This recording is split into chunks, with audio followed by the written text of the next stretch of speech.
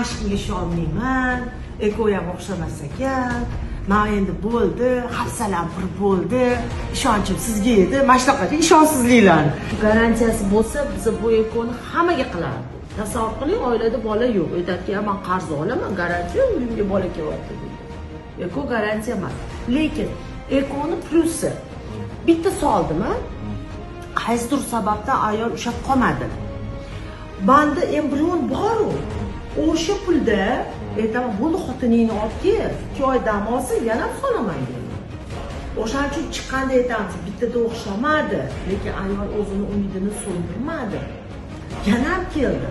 Yaqinda bizda bitta yulduz bor, siz meni eshitibsiz.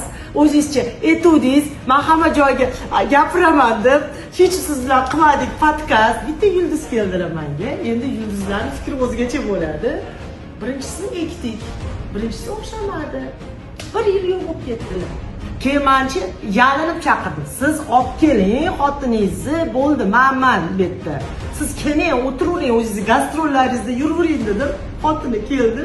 Ikkinchisi faqat bittada o'xshadi. Bolam уже qimilyaptilar. Yuraklari paqillatib uryapti. 16 hafta bo'ldinglar. O'zi ham bermadilar. O'zi ham bermadi. Siz meni bildingiz kimligingizni.